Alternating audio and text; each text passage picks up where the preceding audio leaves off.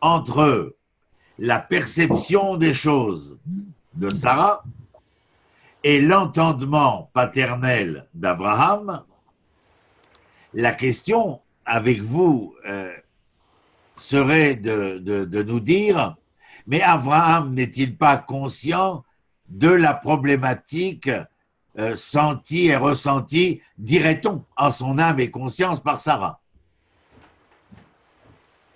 C'est peut-être l'occasion pour moi de vous dire et de revenir dessus, comme je l'ai dit à mes étudiantes ce matin, que le Tanakh, la Bible, qu'on le veuille ou non, est un fil d'Ariane qui se conjugue de la manière la plus, comment dire, la plus sérieuse qui soit, à travers le mouvement féminin, le verbe féminin. Que les femmes de l'histoire biblique soient à même de pouvoir engendrer, générer un devenir assurant, rassurant pour Israël, parce qu'elles ont cette capacité à pouvoir percevoir et entrevoir à travers les aléas de l'histoire à laquelle nous sommes confrontés, quelles seront en vérité les solutions les meilleures pour pouvoir assurer la pérennité du défi que Abraham a décidé de relever. Ronnie. Oui, ben j'écoute. On retrouve la même chose avec Esav et Yaakov, la maman qui... Oui, mais ne mets pas la charrue avant les bœufs, on n'y est pas. On reste là où on est, permets-moi, Paul. Mais ça, on le verra dans la suite de notre étude. Mais pour l'instant, je ne veux pas mettre la charrue avant les bœufs. On s'occupe de Sarah et d'Abraham, et tu as raison. Mais nous le verrons plus tard. Et Ronnie, on en sait qu'est-ce qu'on sait sur cette Agar, en fait, qui serait une servante, mais qui serait aussi peut-être quelqu'un d'important quand même? Mais d'abord, il est fort probable que c'était un personnage, comment dirons-nous, à particules, c'est-à-dire qu'une personne appartenant à la noblesse égyptienne, venue en Canaan, l'appréciation de Sarah n'est pas l'appréciation d'Abraham. L'appréciation d'Abraham est de la considérer comme son épouse, et l'appréciation de Sarah, c'est bien entendu, et nous allons le voir, de se sentir le plus naturellement du monde, en concurrence. Oui. Elle est celle qui n'a pas encore enfanté, elle est porteuse d'un espoir, d'un demain possible, et il est aussi naturellement compréhensible que de voir l'enfant de Agar rire sous cape, comme j'ai aimé à le dire, puisse éveiller en elle des sentiments assez, assez à fleur de peau. Et à ce moment-là, alors j'entends le fait qu'elle veuille séparer la présence de Ishmaël et la présence de Yitzhak, de ne pas avoir à leur permettre de se confronter. Sachez que dans l'exégèse biblique hébraïque, ce n'est pas vu d'un bon œil. Pas pour la raison la plus naturelle que j'ai donnée tout à l'heure, parce qu'elle ne veut pas faire hériter, permettre à Ishmaël et Agar d'hériter des biens de Abraham, mais le reproche des sages d'Israël, c'est de dire que, et c'est très intéressant, c'est de venir et de nous dire, le fait d'être confronté à l'adversité, ce n'est pas en tranchant dans le vif du sujet, en provoquant une sorte de divorce, de séparation totale ou bien de fuite, que l'on pourra résoudre un problème quel qu'il soit. Et le reproche des sages d'Israël est de venir et de dire, si la situation est telle, c'est parce que toi, Sarah, vis-à-vis de Ishmaël, même s'il fut le fils de Hagar, tu n'as pas su faire valoir et entendre ce que tu pensais être le juste message d'Abraham. C'est-à-dire, en fin de compte, l'exégèse biblique vient et lui dit, tu aurais dû être aussi une éducatrice. Et tu as manqué à ton devoir et les conséquences sont celles auxquelles tu es confronté et c'est le prix à payer. Où j'en étais, verset 12. Vayomer Elohim el Abraham, al ira benecha al anahar vel amatecha.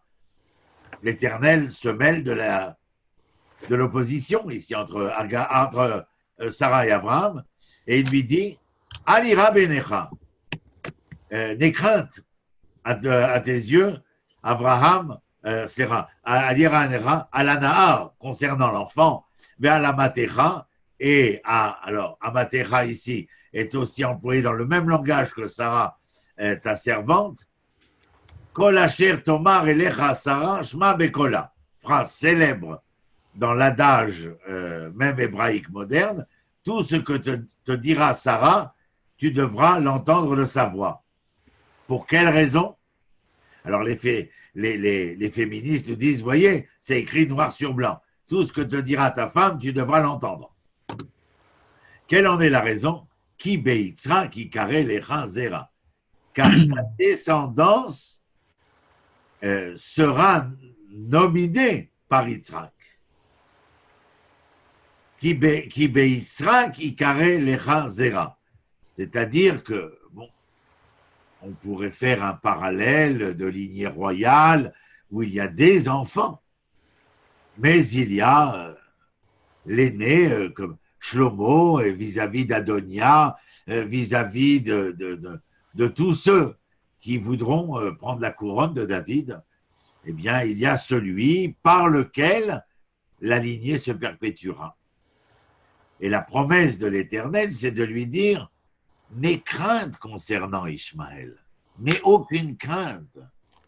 Le fait que j'ai pu te demander d'écouter la voix de ta femme, car il est bien évident que mon intervention ici n'est pas simplement parce que je veux me mêler de tout, mais parce que je veux te faire entendre que Sarah est dans la juste appréciation de l'histoire, mais que d'un autre côté, je comprends au mieux les sentiments qui sont les tiens vis-à-vis d'Ishmaël, et si Yitzhak est celui qui portera la couronne, entre guillemets, je ne veux pas que tu aies crainte, de quelque crainte qui soit concernant le devenir d'Ishmaël.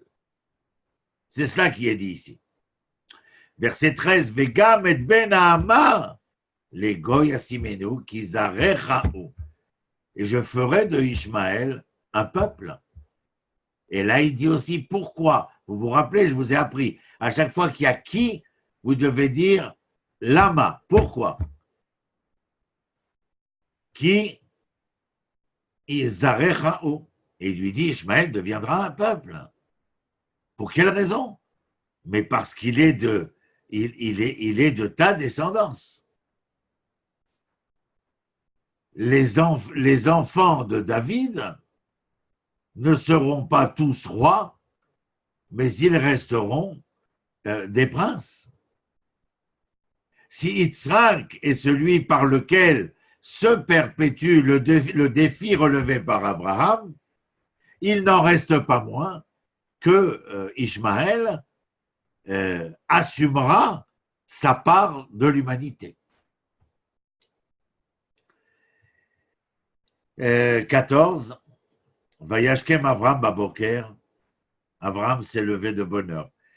Je crois que je vous l'avais déjà dit, mais il est bon de le rappeler. Regardez le verbe Vayashkem.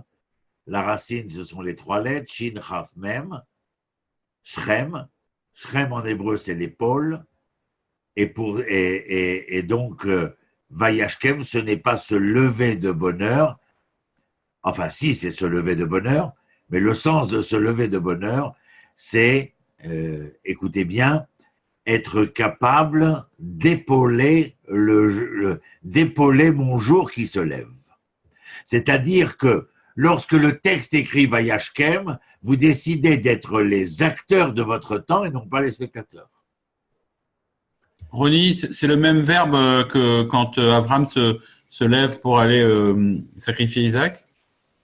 Oui, on va le voir tout à l'heure. Oui, c'est le même, exactement le même. Kol hakavod. Vayashkem Avraham baboker, vaikar lechem vechemat ma'im. Donc il a pris une outre d'eau, du pain, vaïten el agar. Vous sentez c'est quand même assez émouvant. La demande de Sarah est mal accueillie chez Abraham. Nous l'avons expliqué. L'Éternel intervient pour dire à Abraham quelle doit être la bonne décision, celle de sa femme, entre autres, mais malgré tout, nous restons inquiets pour cet enfant, et puis cette inquiétude nous amène à te rassurer. Et puis voilà que, puisque Agar et Ishmaël doivent partir, qui les accompagne? Verset 14, c'est Abraham, il s'est levé de bon matin. Vayashkem Abraham. C'est se lever de bon matin. Vaikar lechem vechamat ma'im, c'est-à-dire l'eau et le pain. Vaïten el agar. Sam al shirma, il a mis cela sur, comme un sac à dos, si vous préférez. Ve'et hayeled, et l'enfant. Vaishlachea vateler vateta. C'est assez précipité. Vous voyez tous les verbes? Il a mis en route. Elle s'en est allée. Vateta bamidbar. Et elle, on dirait Vateta, elle s'égara bemidbar Beersheva dans le désert de le Negev, quoi, la ville de Beersheva. Elle s'égara, Vateta. Alors, bien sûr, s'égarer, vous ne pouvez pas vous empêcher d'entendre dans ce verset l'amour, l'inquiétude d'Abraham. Mais vous ne pouvez pas vous empêcher d'entendre aussi le fait que Abraham met en marche ce que Sarah a demandé, ce que l'Éternel a voulu faire entendre à Abraham. Ronnie. Il y a, comment vous dire, c'est rempli d'émotions parce que d'abord, il vient accomplir tous ces gestes qui sont des gestes d'amour, des gestes d'inquiétude, des gestes d'intérêt pour l'autre qui n'est pas rien.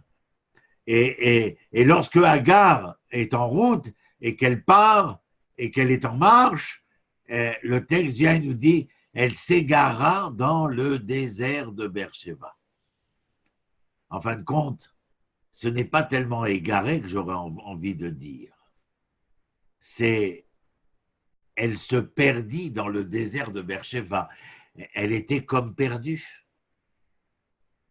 Et peu importe que l'on puisse dire qu'en passant par Beersheba, elle est en chemin par le Negev pour retourner vers l'Égypte. Certes, mais il y a quelque chose qui nous est envoyé, dit, énoncé ici, à travers les non-dits, comme quoi elle est comme perdue. Verset oui, parle plus fort parce que j'entends pas, Paul. Oui, alors on va essayer de monter un peu le volume de la voix. Juste, quand il est dit qu'il la renvoya, est-ce que ça ne ferait pas un peu comme un divorce? Il renvoie l'enfant et la femme comme s'il divorçait, comme s'il coupait les ponts pour que justement… on aurait dû marquer « va te garer sota ». Il n'y a pas marqué sur « guiré sota ». C'est pas ce qui est écrit. Il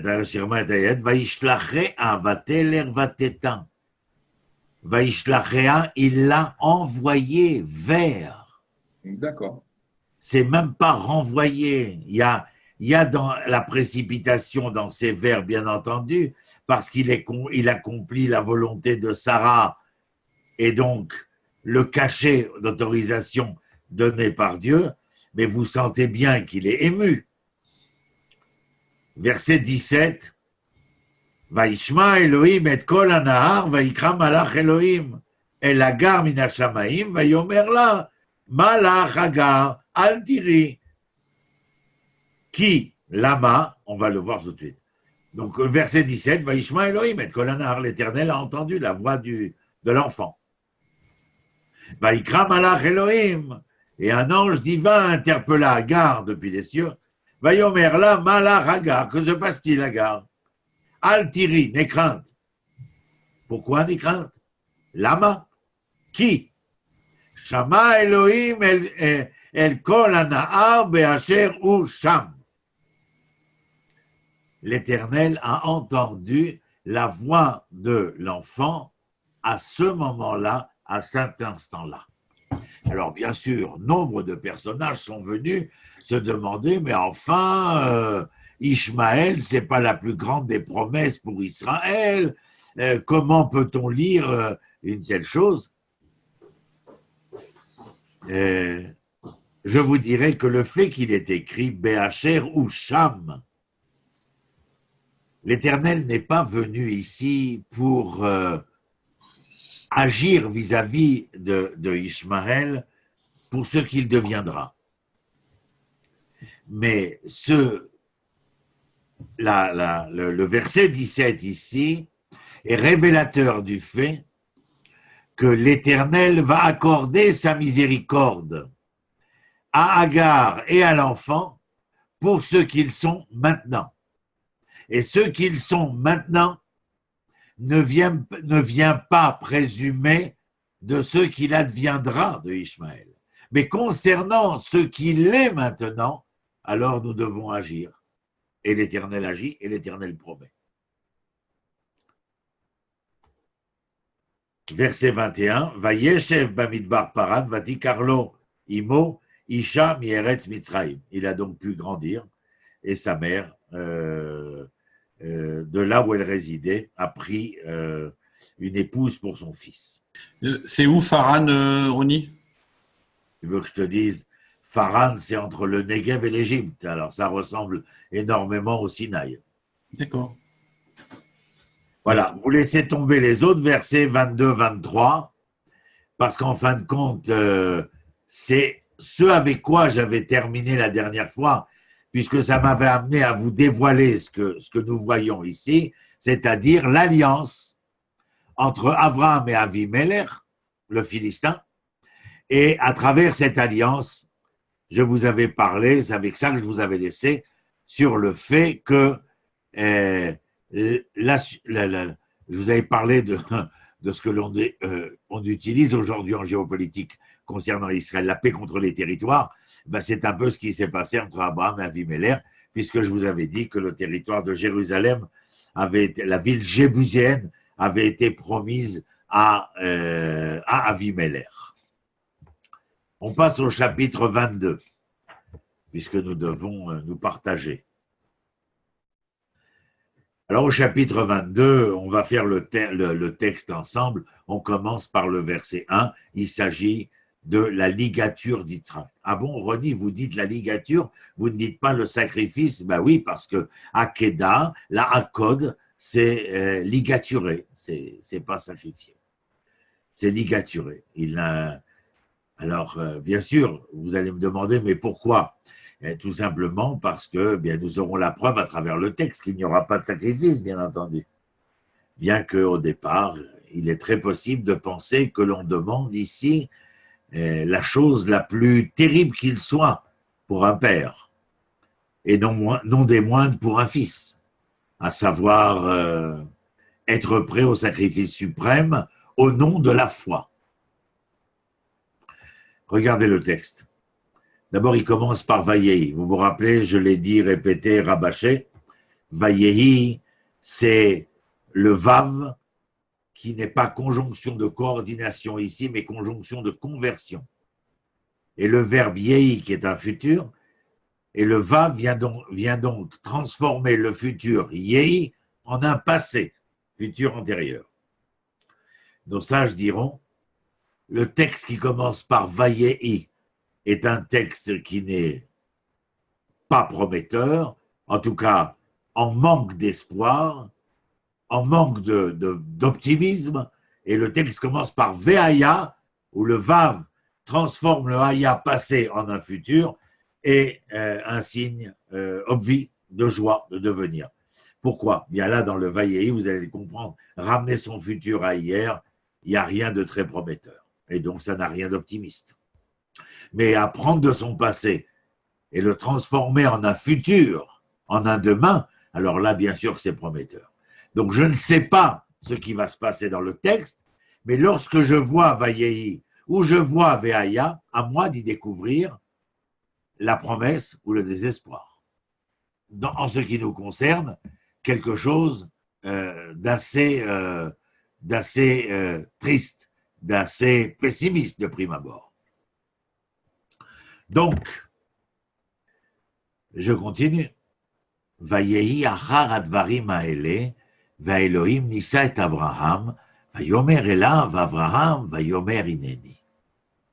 Ce fut après ces choses, ces événements, Elohim, le Dieu créateur des lois immuables, vous vous rappelez, Nissa et Abraham, il y a l'épreuve Abraham, Yomer Elav, et il lui dit, Abraham, en fait, quand il l'interpella, Vayomer, et donc Abraham répondit, Ineni.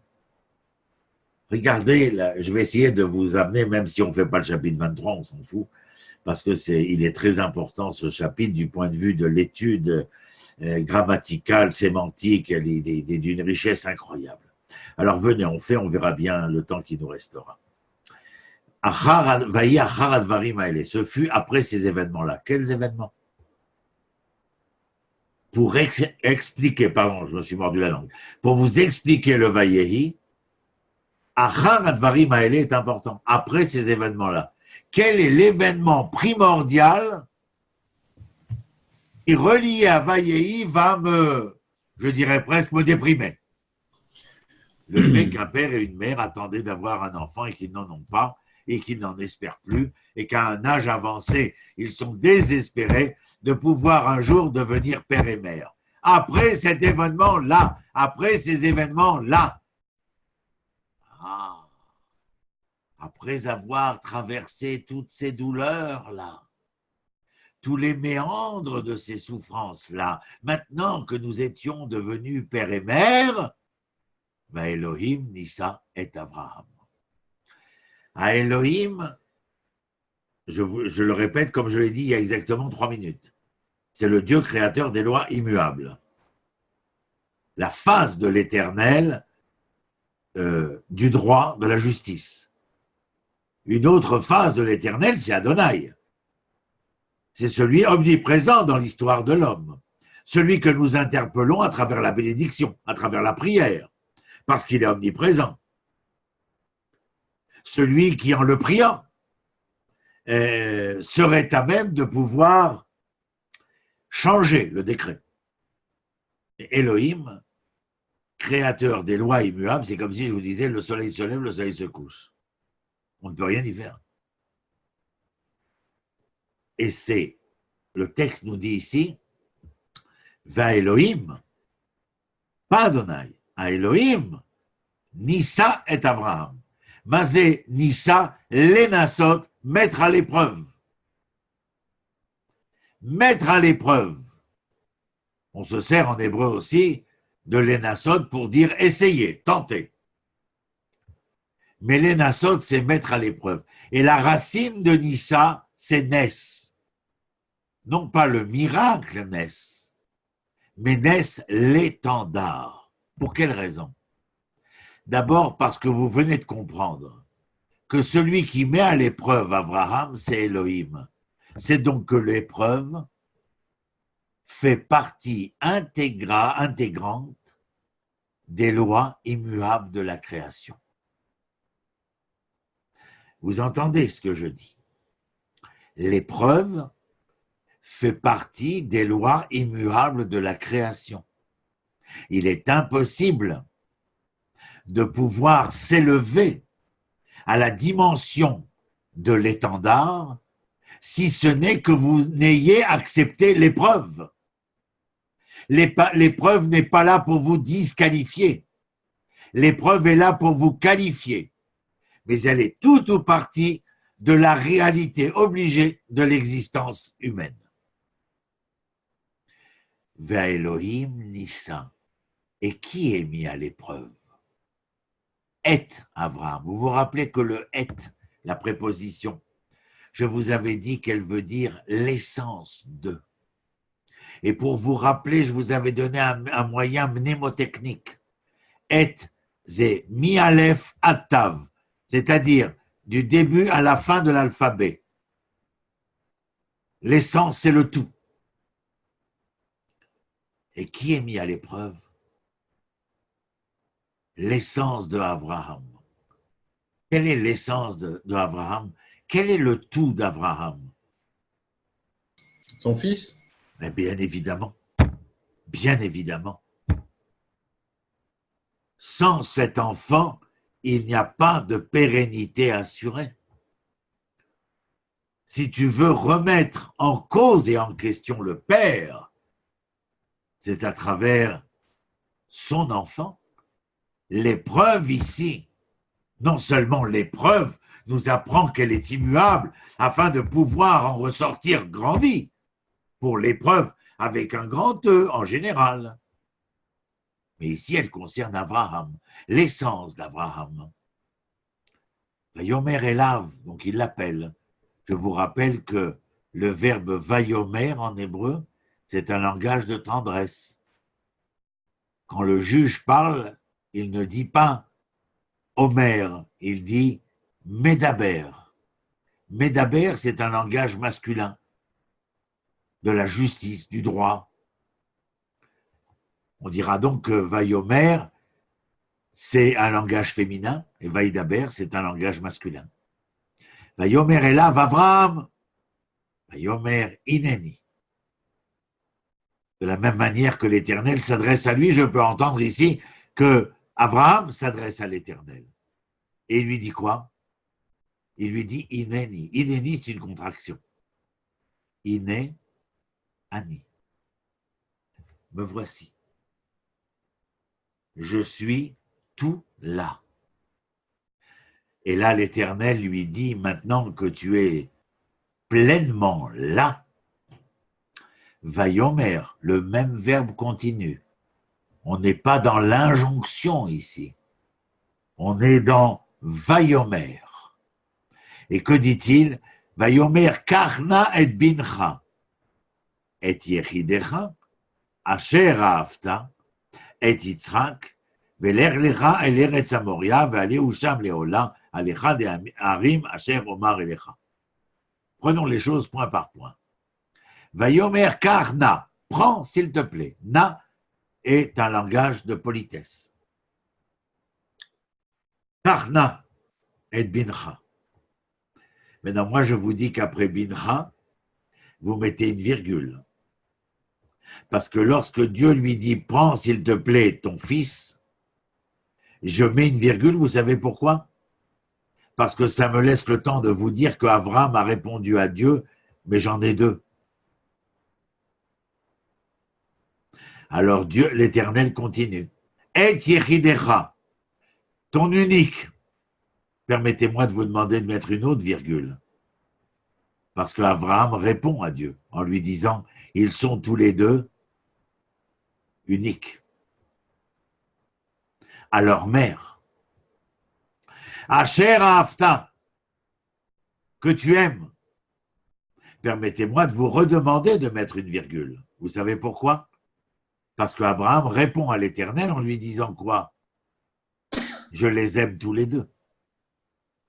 Et là, le couperet tombe. Et Yitzhak. Mais par rapport à ce que nous avons étudié précédemment, ce que recèle la sémantique du terme Yitzhak, ce que nous venons d'entendre est une antinomie totale. une antithèse du projet. Parce qu'il il met à l'épreuve Abraham et lui demande de prendre son fils, son unique, celui qu'il aime. Je sais bien que tu en as deux, mais prends Yitzhak. Prends tout le projet de ce qui sera à même de devenir, prends-le auprès de toi, parce que c'est ensemble que vous devrez traverser l'épreuve. Et Dieu lui dit, Velech lecha el Eretz Moria. On avait entendu un Lech lecha déjà, lorsque l'on a demandé à Abraham de quitter Aram.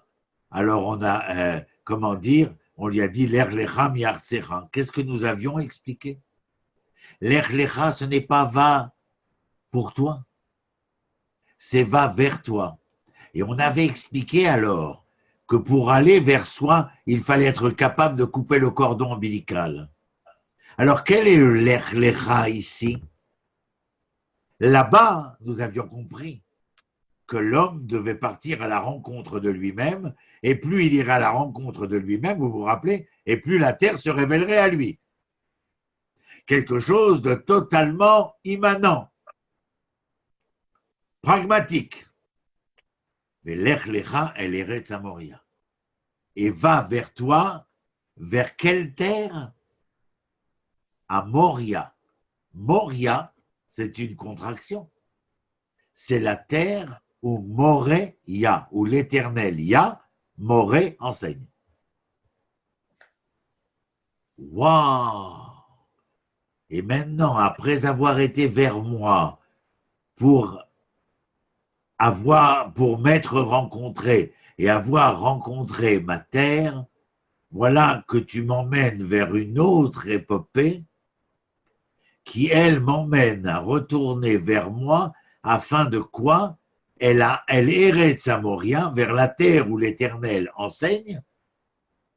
C'est comme si je vous disais, vous êtes arrivé en Israël, allez vers Jérusalem. Vous êtes à Jérusalem, allez au Kotel. Vous êtes au Kotel, allez sur le mont du Temple. Vous êtes sur le mont du Temple, essayez de toucher le Saint des Saints. Une graduation. Mais Lech lecha el Eretz Moria. Ve'aleu sham le'ola alecha de'arim. C'est donc que sur ce lieu particulier qui est Moria, il y a une colline particulière où tu devras ve'aleu sham le'ola. Alors Ola, bien entendu, c'est un sacrifice que l'on amenait, et je vais vous donner une plus ample explication. La femme, lorsqu'elle accouchait, après l'accouchement, devait amener un sacrifice qu'on appelait Khatat et un sacrifice qu'on appelait Ola, comme vous le voyez ici. Pourquoi devait-elle amener un sacrifice qui s'appelait Khatat, ma faute?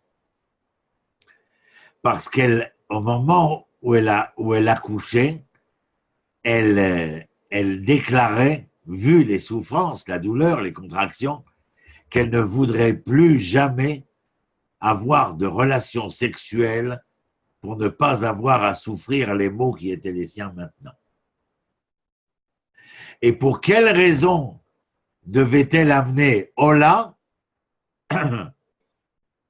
Eh bien, tout simplement parce qu'elle se refusait, conséquent de ce que nous avons dit à l'instant, d'assurer la pérennité, c'est-à-dire l'enfantement.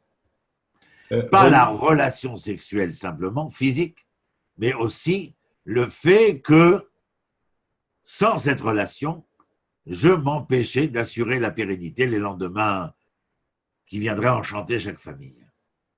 Et donc, vous avez compris que Ola est un sacrifice qui relève non pas de l'acte, mais de la pensée. Penser ne plus vouloir assurer cette pérennité, de pouvoir générer, engendrer. Alors Dieu dit, va vers la terre de Moria, va aller où Sham Léola, et amène-le là-haut, Léola, Alecha de Harim, Asher Omar Elecha, sur l'une des collines que je t'indiquerai. Pareil, tu ne peux pas me dire quelle est la colline. Ben non. C'est comme quand tu as quitté Haran. Tu rencontreras la colline, d'autant que tu seras capable d'aller au plus profond, au plus vrai de toi. Dans ce cas précis, bien entendu, lorsqu'il est écrit « Va aller où Sham Léola », tu l'amèneras pour être porté en sacrifice sur l'une des collines. C'est terrible. Aval, c'est venir et te dire « Ici, tu devras aller vers toi, et d'autant que tu seras capable d'aller vers toi. » Mais quel vers toi ici? L'hébreu, je l'ai rencontré. Oui, je sais, tu as rencontré l'hébreu. Tu portes un nom. Maintenant, je voudrais que tu donnes un sens au nom. Tu es prêt à te mettre en marche? Tu t'es mis en marche pour rencontrer la terre avec laquelle, dans sa conjugaison, tu serais capable d'être porteur du nom hébreu. Est-ce que tu peux continuer à te mettre en marche? Comme lorsque le corps a été élaboré et qu'ensuite j'ai insufflé un souffle de vie. Ton corps est élaboré, le corps de cet hébreu est élaboré maintenant. Est-ce que tu serais capable de lui donner un sens? Un sens où pour entendre ce sens, il faudrait être prêt à l'extrême. L'extrême, c'est cette situation dans laquelle nous nous trouvons. Et alors, quelle est la réponse de Abraham au verset 3? Vayashkem Avraham baboker, comme disait Pascal tout à l'heure. On le retrouve ici. Vayashkem Avraham baboker, ça veut dire que Avraham a décidé d'être l'acteur. Et donc on comprend bien à travers Vayashkem que lui donne l'épaule à son jour. Vous êtes, je suis, nous sommes de ceux qui réveillons le soleil et n'attendons pas que le soleil nous réveille. Vayashkem Avraham baboker, vayarbosh et ramoro. Et là en hébreu, l'arbosh, ravisha, c'est un pansement. Alors on peut dire sceller le cheval. Mais je ne sais pas comment on dit pour un âne. Je ne sais pas si on scelle un âne. Mais dans l'exégèse biblique, Vayarbosh et Ramoro, c'est comme s'il était venu, l'arbosh, Ravisha, penser, le pansement qu'il s'est accolé, à quoi? À être Ramoro, Ramor, l'âne, c'est aussi la matière. Oserais-je vous dire que Abraham non seulement est là pour épauler l'histoire, c'est-à-dire accepter le défi de l'Éternel, mais que cela n'empêche guère de souffrir en son corps, au point où le texte nous dit « il a pensé sa chair, il a pensé sa matière ». Pourquoi? Parce qu'elle souffrait. Il prit ces deux jeunes gens, on dit que c'est Ishmaël et Eliezer, Ito avec lui, Ve'et Yitzhak bno. On sait que Yitzhak c'est son fils. Mais Yitzhak bno, c'est afin de nous faire entendre et comprendre qu'il y a là un lien entendu plus que jamais entre le père et le fils, et que tout va se jouer entre les deux. Vaïvaka atseola. Alors, il ne fend, oui, on pourrait dire, il ne déchire pas le bois, il fend le bois. Mais Beka en hébreu, j'ai dit tout à l'heure, j'étais aux condoléances d'un ami très proche qui est décédé dimanche soir subitement. Et j'ai parlé de cette Bekia concernant la mer Rouge où la terminologie populaire parle de déchirure de la mer, Kriya. J'ai dit non, ce n'est pas écrit dans le Tanakh, Kriya. C'est écrit Bekia. différence? Lorsque je déchire ma chemise, elle est irréparable. Zekria. Bekia, c'est que j'ai décousu ma chemise. Ça veut dire quoi? Qu'elle est réparable. Alors permettez-moi, peut-être c'est moi qui m'engage un peu trop, mais bon, c'est moi qui suis là face à vous en prenant mes responsabilités.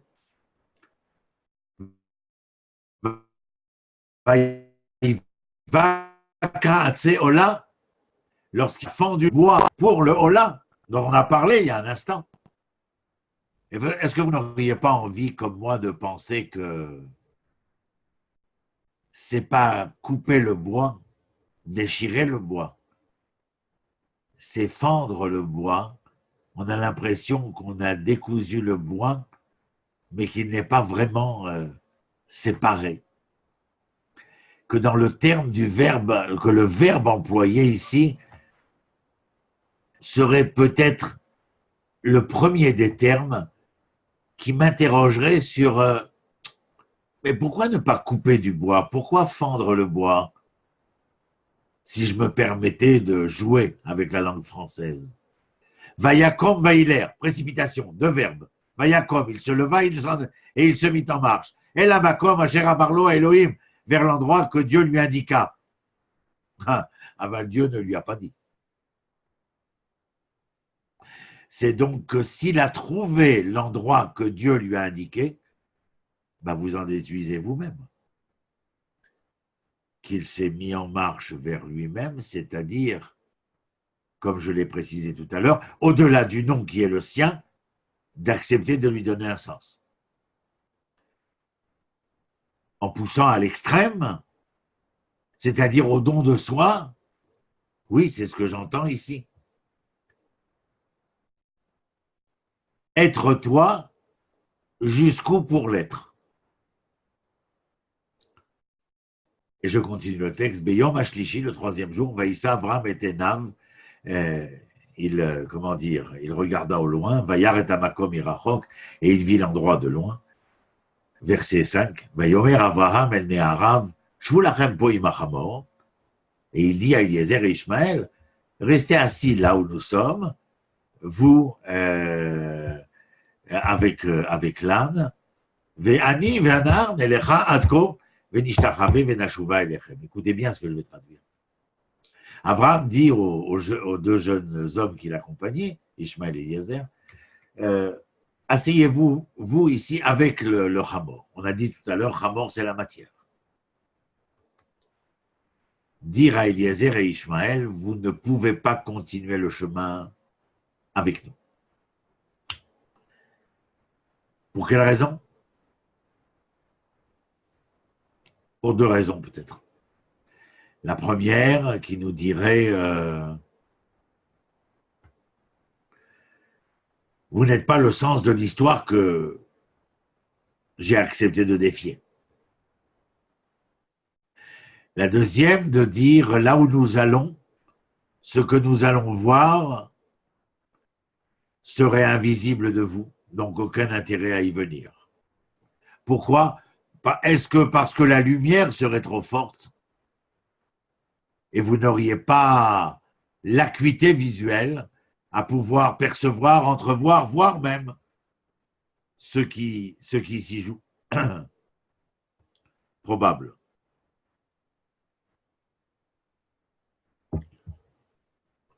Il leur demande de rester assis et là écouter la suite. Ve'ani ve'anahar, et moi et l'enfant, c'est-à-dire Yitzhak. Écoutez la conjugaison. Nelecha atko, nous irons jusque-là. Ve'nishtachave, nous nous prosternerons. Ve'nashuva elechem, et nous reviendrons vers vous. Allez, que quelqu'un me dise qu'est-ce qui l'a dérangé. Restez assis, vous, Eliezer et Ishmaël, avec l'âne. Moi et l'enfant, nous irons jusque-là, nous nous prosternerons et nous reviendrons. Qu'est-ce qui vous gêne?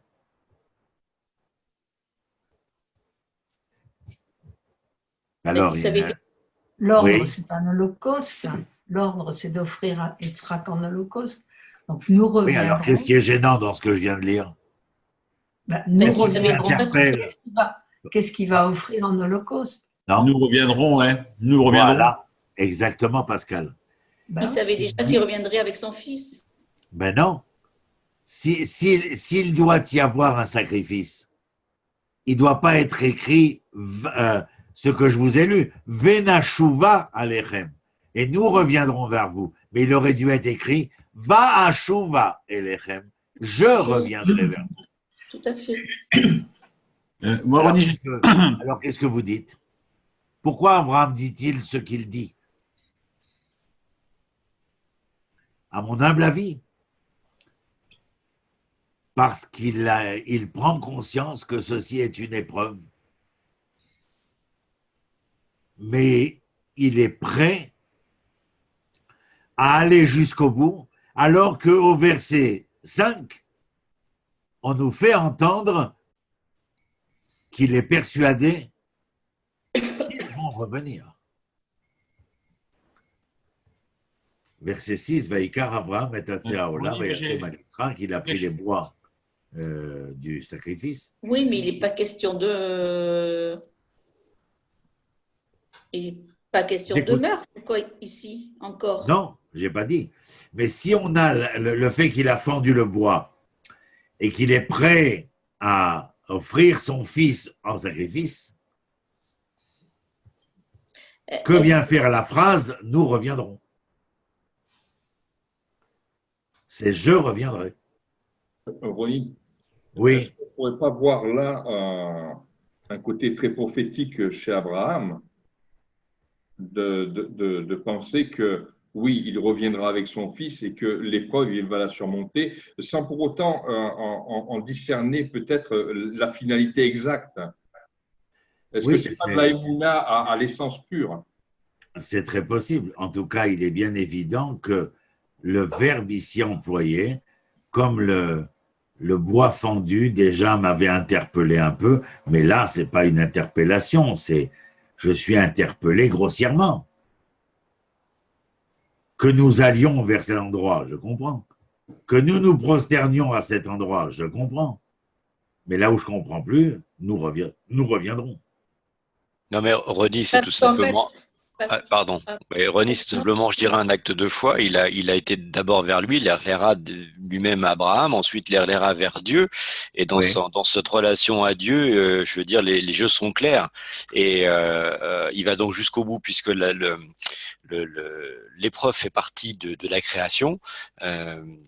Et dans sa foi profonde envers Hachem, il sait qu'il va y aller, qu'il reviendra d'une manière ou d'une autre. Enfin, je veux dire, c'est un sens logique. Je ne sais pas si j'arrive à bien m'exprimer. Non, j'ai entendu, mais tu as employé la troisième personne du singulier. Tu viens d'employer la troisième personne du singulier. Il reviendra. Alors que toute ma problématique est de dire, mais comment peux-tu dire nous reviendrons? S'il est offert en sacrifice, il ne reviendra pas, lui. Toi, oui, mais lui, non. Or, nous reviendrons, c'est vouloir peut-être, en son âme et conscience, avoir une confiance qui d'un côté l'entraîne vers l'extrême possibilité du don de soi, dont fait acte d'ailleurs Yitzhak aussi, hein, on a posé la question sur le WhatsApp. Yitzhak est comment dire, il est indifférent à tout ça. Il est seulement l'objet, non? Il n'est pas du tout l'objet. Mais voilà, parce que l'épreuve, elle ne concerne qu'Abraham, en fait. Du tout. Non. L'épreuve, elle les concerne à tous les deux. Béalé Sham Léola au verset 2 que nous avons lu.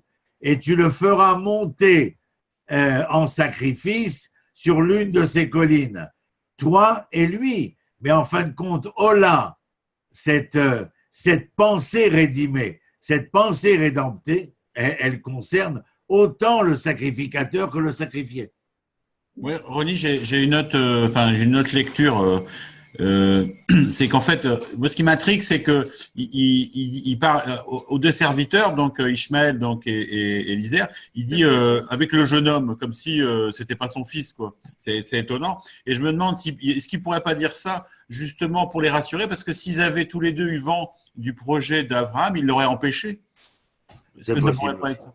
C'est possible aussi. Non. Parce que voir monter avec du bois et sans mouton. Non, non, c'est possible aussi. Je veux dire, ça peut être une lecture dans la lecture littérale, quoi, des choses, bien sûr. Bon, voilà, ce sont des questions que je voulais poser.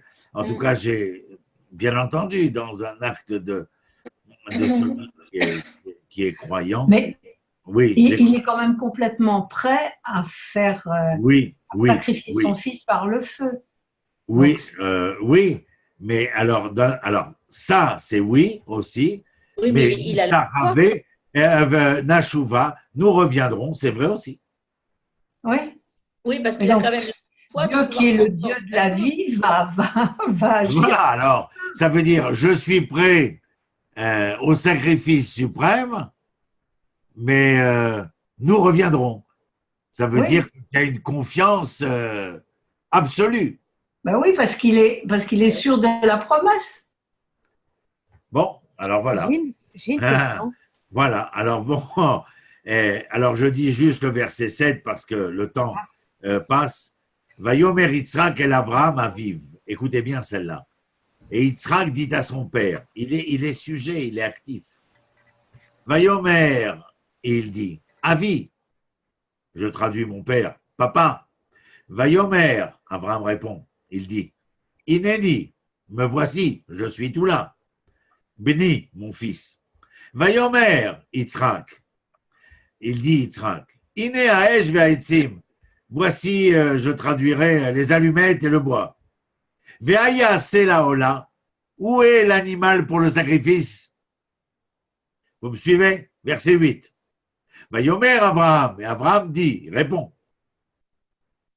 Vayomer Abraham, Elohim ire lo. D'une certaine manière, venir nous dire que l'Éternel ne peut pas contrarier le mouvement immuable de l'histoire, et ce qui doit être dans le déterminisme de l'histoire sera. Ne t'inquiète pas. Et regardez ce qu'il rajoute. Assez la olabni. Tu sais, Yitzhak, l'animal pour le sacrifice, assez la ola. Qui c'est? Bni, mon fils. Et qui est-il écrit ensuite? Et ils allèrent tous deux ensemble. C'est-à-dire qu'à cet instant-là, non seulement Abraham sait et est prêt à, mais Yitzhak en sait tout autant et est prêt à. Sinon, comment serait-il possible que Yitzhak soit le digne continuateur légitime de Abraham, si cet événement-là ne vient pas concerner pratiquement, spirituellement, intellectuellement, moralement, sensiblement l'un et l'autre. Et bon, je lis quand même le 11. Vaïkra elav malach Adonai min hashamaim, un ange des cieux l'interpella. Vayomer, Abraham, il appela deux fois. On dit dans le texte, quand on appelle quelqu'un deux fois, c'est par tendresse.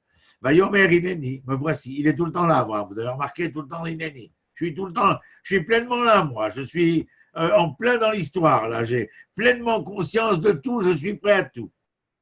Vayomer, l'ange. Al tishlach yadecha el hanahar.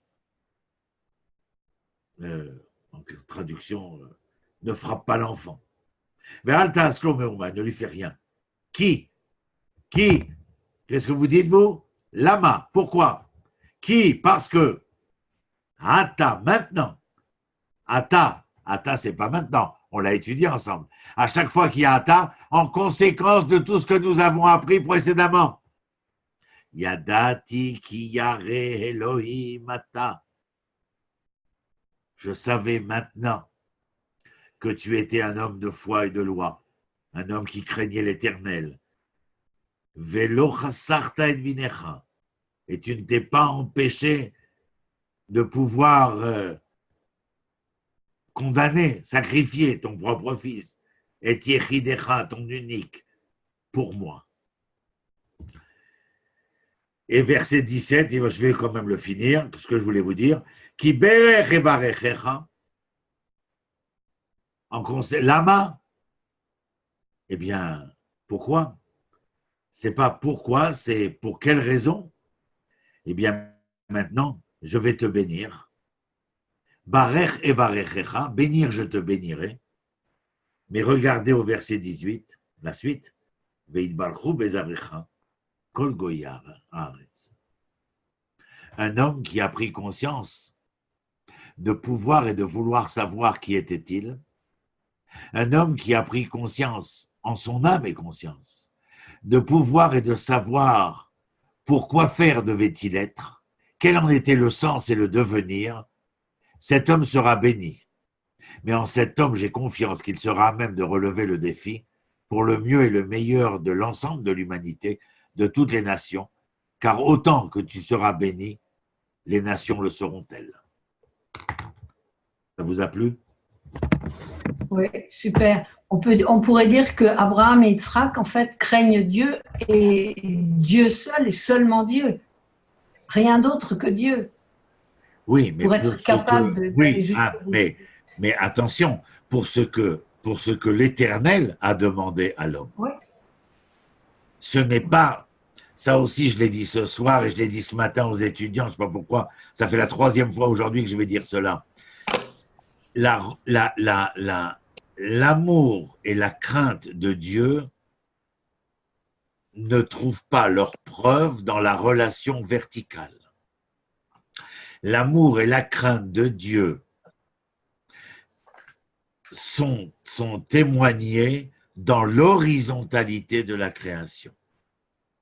C'est-à-dire concernant le sens, le devenir auquel nous sommes dévolus. Faire de ce monde une harmonie des plus totales.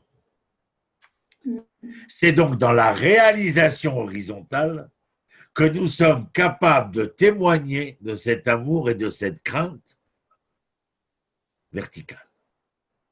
Mais nous ne pouvons pas rester dans cet amour vertical de l'interpellation de Dieu, de la quémande de Dieu, d'être toute la journée en train de supplier, de quémander. Ce qui voudrait dire que la relation entre Abraham et Yitzhak, la communion entre Abraham et Yitzhak était parfaite. Parce que ça se jouait horizontalement, donc entre Abraham et Yitzhak. Voilà, et tu as raison, parce que ce qu'on a entendu, Vaïlrouch Shnehem Yardav. Et ils allèrent tous deux ensemble. Un des grands problèmes de père et de fils, mais aussi des frères auxquels nous avons été confrontés au tout début de la Genèse, au moment du fratricide, c'est cette possibilité d'aller ensemble. Non, mais c'est pas la validation aussi de la transmission finalement? Puisqu'il y a le Bitaron et Mouna qui est rentré en ligne de compte, premièrement vers l'Erlera sur Abraham, ensuite l'Erlera d'Abraham vers Dieu, d'accord? Donc la relation, elle est claire, elle est définie, mais il faut assurer, je dirais, la transmission. Et c'est à ce moment-là qu'on symbolise ou qu'on signifie la véracité de cette transmission. Aussi, oui. Oui. Bien entendu. Bien évidemment. Mais non, je ne rajouterai rien parce que j'ai tout dit. Rajouter, ça serait retirer quelque chose. Ça va, Pascal? Ouais, super bien. Un bon. très bon cours. Ouais, je pense que c'était intéressant. J'aurais voulu faire le 23, mais on aurait dû délaisser c'est pas possible. C'est pas possible. Il faudrait prévoir des heures de 90 minutes. Ouais. Et là, c'était trop important à rappeler. J'ai une question. Et à voir dans le texte même comment les choses sont exprimées. Voilà. Merci d'avoir été là. Allô? Oui. Il y avait Rose qui avait une question. Ah, Rose, donc voilà. Il y a un truc qui m'interpelle parce qu'on dit qu'il a, bon, je veux bien qu'il prenne du bois et tout, puisqu'il doit l'immoler sur un feu, mais pourquoi faire un couteau? Ça m'interpelle.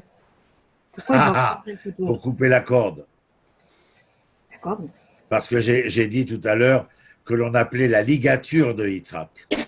Ah, d'accord. Et la ligature akedaz et la akod, c'est attaché. Ah, d'accord, ok. Oui, moi aussi, quand j'étais plus jeune, je pensais qu'il allait lui mettre un coup entre les deux yeux, mais non. Ben, Ça suffisait le bois qui brûle. Mais on l'a échappé belle. Maintenant, oui, enfin oui, je voulais rajouter quelque chose. Oui, je vais le dire quand même. Cette littérature, la biblique, va servir énormément la littérature hébraïque et judaïque. À quel propos? Bien concernant tous ces états extrêmes auxquels les Juifs seront confrontés durant leur pérégrination. Ces moments de l'Inquisition, ces moments des pogroms, ces moments des croisades, où ils seront confrontés à l'adversité. Et en fin de compte, cette adversité les amènera à devoir se mettre face à face avec l'extrême. Et beaucoup iront jusqu'au bout. Beaucoup iront jusqu'au bout. Alors, la littérature judaïque a voulu trouver, dans le sens de cet Akedah, une symbolisation du don de soi qui sera dans l'histoire des Juifs tout au long de leur pérégrination. Je vous salue bien bas, mes amis. Ronnie, Oui, Paul. toujours sur le verset 12, hein, pour faire un petit comeback, la chose qui est un petit peu étonnante, c'est de voir que Hachem dit carrément à Abraham, car désormais je sais que tu crains Dieu, comme s'il y avait déjà eu un doute entre lui et la capacité de cet homme qu'il connaissait. Non, mais c'est une autre épreuve. Il y aura 10 épreuves pour Abraham, c'est la plus terrible. Exact, c'est mais si tu veux, c'est dans tout le dramatique de la chose, c'est la finition. Est-ce qu'il n'y a pas un sens caché derrière cette phrase? Ah qui peut être très bien lié à ce que j'ai dit tout à l'heure, c'est-à-dire que le don de soi, les confrontations face à l'adversité seront l'épreuve ineffable de notre attachement, oui ou non? Je veux dire que ceux qui sont aujourd'hui sont le résultat d'une volonté de non-assimilation, de non-acceptation. Enfin, c'est en quelque sorte le noyau dur. Le noyau dur, et encore de ce noyau dur, on en a brûlé beaucoup pour qu'il en reste le moins possible. Mais c'est un acte de foi. Et comme je te dis, cela servira à la littérature judaïque à venir et à nous dire voilà jusqu'où nous étions prêts à aller. Ce n'est pas la finalité. Ce n'est pas le but ultime. Ni le but ultime, ni le but légitime. Le but légitime et ultime, c'est la vie. Mais pour pouvoir bien vivre, il faut être prêt à mourir. C'est ce qu'on dira dans les forêts de la résistance du Vercors et par ailleurs. C'est ce que certains rabbinim qui ont vécu certaines choses avec leurs élèves ont pu expérimenter aussi. Je vous souhaite une bonne fin de semaine. À la semaine prochaine. Bonsoir, René. Bonsoir tout le monde. Merci, bonsoir.